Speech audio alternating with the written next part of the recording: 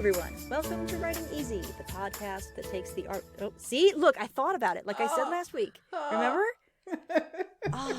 As soon as I think, I can't do it.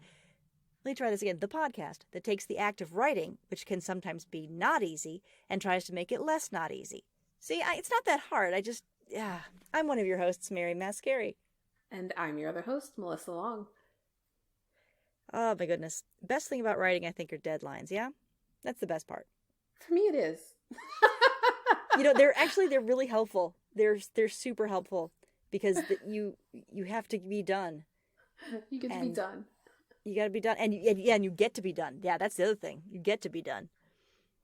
So yeah, today we're going to talk about deadlines. Actually, today we are already talking about. We've started talking about deadlines. They're good or bad. So you like them? You're a big fan? I am a huge fan of deadlines.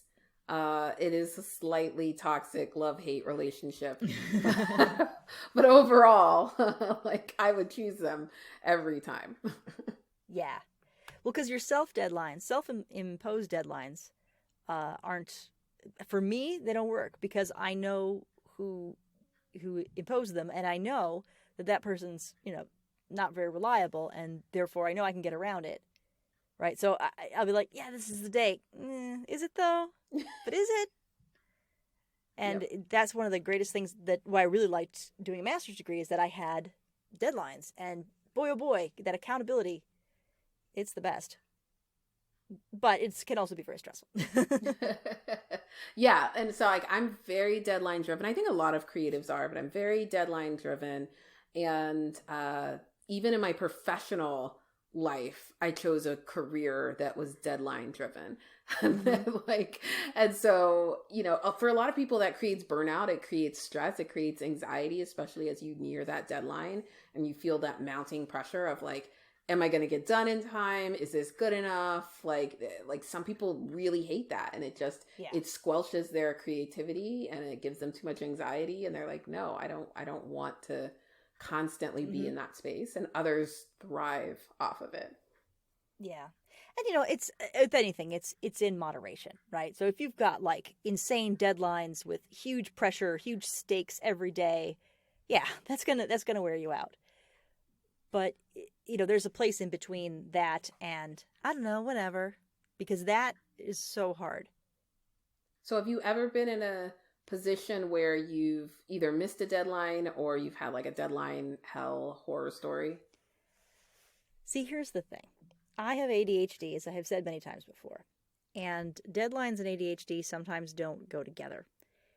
And so there's kind of two things that happen. Either the person with ADHD completely just doesn't notice the deadline, misses it completely, and just shoo, it goes by. Or, and this is the camp that I fall into, you're so worried about the deadlines that you overplan and get it done early. And I do this with arriving places too. They're like, oh, ADHD people are always late. I'm like, no, super early, because I'm so worried about it. When we adopted our dog, I was so worried about being late and how much time it was going to take to drive down there and with all the kids and getting it all set. We were an hour early and we just sat there for an hour. So that's my thing with deadlines is I'm always way, way early for them because I don't want to be late. I hate that so much. So I don't think I've missed a deadline since I was like a little kid. Wow. That's impressive. It comes from a deep-seated anxiety. So, you know, whatever works. How about you? Have you had that hell? I've definitely had the hell. I've missed probably a few deadlines, but I also get anxiety because I'm definitely somebody who is needs to please other people and hates to disappoint anyone. I hate disappointing them. So if I tell them that, again, I'm going to deliver something, and the more powerful they are, right? The more hierarchy there is or seniority there is, the more intense that pressure. So Absolutely. I will definitely get the anxiety. But unfortunately for me, the anxiety doesn't mean I turn something in Oh early, no. it means that I wait till the last possible minute because I'm always afraid I can make it better. And Yeah. like I start obsessing over like really small minor details because I'm Oh, afraid to turn it fun. in and then like them be like, this is crap. Like, so I'm just delaying that sort of judgment of the thing that I'm working on. Yeah, I remember I had a teacher in high school who was talking about turning things in on time, and she's like, yeah, I know sometimes you might want to hold on to it because you want to make it better. And I was like, no, because you didn't start it in time. That's why you're late. But again, that's my thing. But yeah, like there is that feeling of, well, just maybe just one more, maybe just a second more. This isn't really good, is it? But there's also another place where deadlines help you because, like you said, you get to be done. You have to be done. It's like, nope, this is it. This is as far as we go, and turn it in, ship it, get it out, and move on to the next thing, which can be very, very healthy. Oh, that feeling you get when it's done. That release of like, it's off my place, it's out there. Oh Like, yeah. it's somebody else's thing to worry about. I don't have to think about it for the next whatever weeks, months, whatever it is. That is beautiful. That's the best. And I'll tell you, turning it in early, man. Oh, that's a high like nothing else. I'm trying to tell my kids, and they don't believe me, but I'm telling you that. Oh yeah, no, I'm done already. What? You're done already? Oh yeah. I mean, it's just again. This is not in any superiority of my own. Does not come from any great, moral uh, uh, strength. It comes from sheer terror and anxiety, possibly self-loathing, but it does a really nice rush. Well, see, like here's what I find though is that the reason I can't do things early, even when I have the best of intentions or I plan to do them early and I give myself my own deadlines or whatnot, I find that I with the sense of urgency that comes from like hitting that like hard deadline, Mm-hmm. I get clarity, right? And I also Mm-hmm. get this like rush of adrenaline and probably other endorphins or hormones Yeah. that like just help me hone in on what exactly I'm trying Yes. to do. And I haven't found a way to get that same like focus anywhere else. And maybe this is why Yeah. people do crazy things. Like writers and artists do crazy things because they're trying to get that feeling somewhere else. But like I can't do it. And like I have thrown entire projects away like 48 hours before they're due and started over. Um, I have like not started anything until last, like, I totally just will like zone in and get that rush. And I'm like, am I addicted to this feeling? Is like, can I write without this Yeah. feeling attached? I don't know. It would be nice to have that control. But yeah, I know what you're saying is that it just changes your perspective completely because I think it becomes not just your own little thing and it becomes, like a piece of work, like something you're creating, not just your internal noodling, I guess. Like as a performer, I remember that a lot. When you'd get in front of the audience, you'd be like, "Oh, wow. Yeah, this is super different." So, I think deadlines are a similar idea of just yeah, that clarity. I think that's a perfect way of putting it. But how to get deadlines if you don't have deadlines? Ooh. That's where the accountability we always talk about, and that's where you have to get friends who you can count on and who will give you a hard time if you miss it. Some sort of outside accountability. Um, and that's something that I think certainly every writer, probably every artist struggles to find. Yeah, and for me, even friends doesn't always work, right? Because I Mm-hmm. need my friends to be supportive and cheerleaders and nice and love everything that I do. That's where my ego is. So I need like a mentor or like a coach or like somebody I'm Yeah. taking a class. I need something that gives me a little bit of fear that Yes. will Oh help yeah. me stay accountable. Because if I tell my friends, they'll be like, "Oh, that's great," and then if I don't, they'll be like, "Oh, well, that's too bad. You were really tired." Yeah, well, because that's their job, right? Yeah. Like their job is to be the support person, and then you need someone to be the grown-up bad guy. And Yes. And I yeah, don't want it to be my friends. right, right. Yeah, I understand. That makes a lot of sense. Yeah, it's tricky. It can be very tricky, and you can't always rely on yourself to be the grown-up bad guy because then that person can get a little out of hand. That grown-up bad guy that's internal, sometimes that person's not the right one for the job. So yeah, and if I knew exactly, if I could tell you right now, here's exactly what you need to do to get a uh, good bad guy to keep you on your deadlines. I wish I could, but I don't know.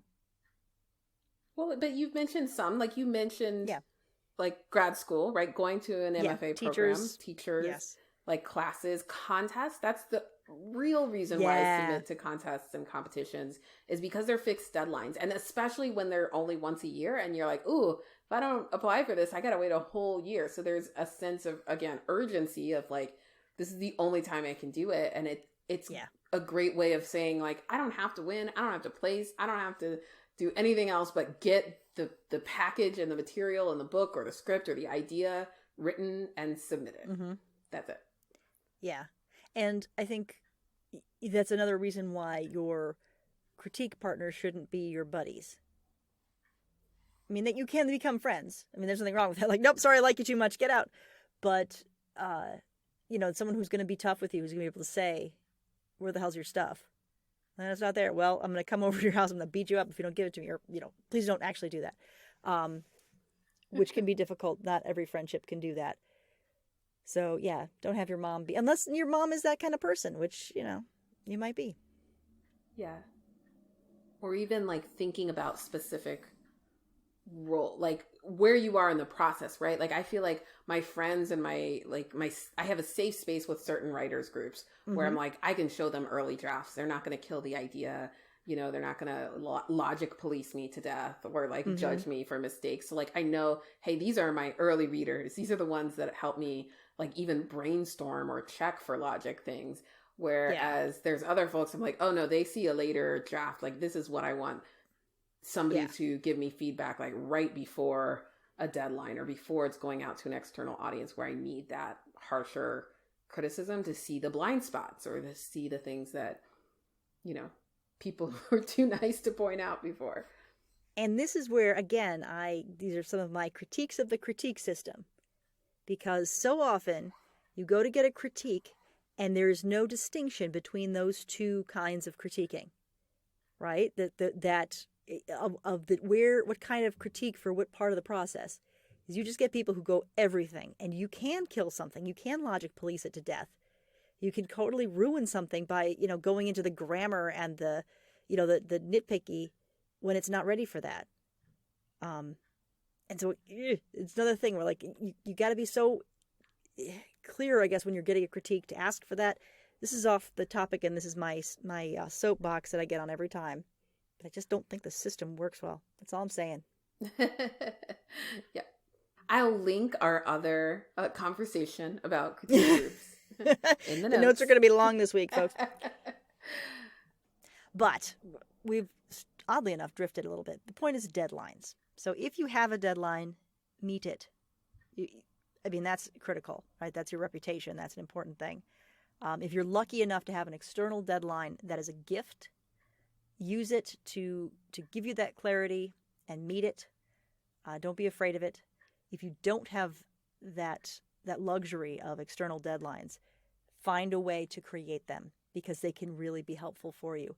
Yeah, I will say that I did a workshop or like a retreat with some showrunners maybe 2 years ago now, and one piece of advice they gave around deadlines was that they would rather, as showrunners, get something late and good than on time and bad. Oh no. And so they actually said, like, if you need 24 hours or 48 hours and you know what you're handing in is not your best representation of what you can do, then don't send it to me, because like that's going to be my impression of you as a writer. I'm expecting to get like the best version of what you think you can do.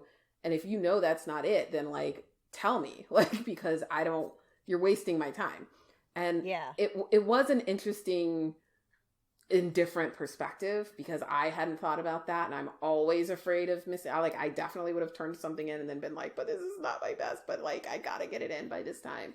And so it's just a reminder that like make sure you understand who you're submitting to and what their Yeah. expectations are, because like you said, if this is your reputation, you want to make sure that you're also not handing in total crap just to meet a deadline that maybe could be pushed easily. Yeah, I think that's an important point. Because the reason I went, oh no, is because that seems to completely diffuse the whole deadline power.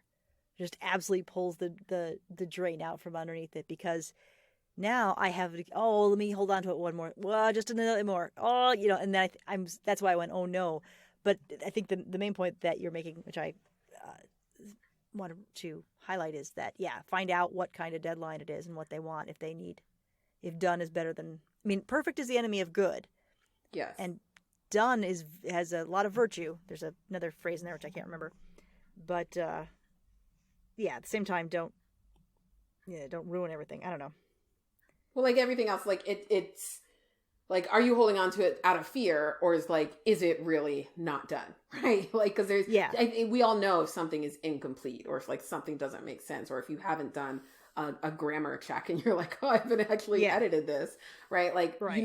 When there's a piece of the process missing versus I've completed everything, I'm just insecure about whether or not it's good. At that point, you're like, it's done. You need to give it to somebody. There's a point where you hate it. Like, you hate its face, and it's tight. It feels just like you can't go over it anymore. Your brain just won't pull it. And that's a time to probably to get someone else to look at it, but that might be a sign that it's done. I always knew that I was done studying when I couldn't, I was just, my brain just wasn't firing it anymore. I'm like, okay, that's because it knows it. So there you kind of know when you're done. Hopefully. It's a feeling like everything else, right? It's a feeling. Yeah. You'll figure it out. Yeah, which is, great. You're like, oh, freaking thanks. That's what I was hoping for. I wanted just I don't know, you'll know. Like, that's not what I was asking, but unfortunately, that's all we can give you. Yep. Here all week, folks. And speaking of all we can give you, I think this is all we can give you for this week. So I will remind everyone that writing is hard. So take it easy. I'm Mary. And I'm Melissa. Bye, everybody. Bye.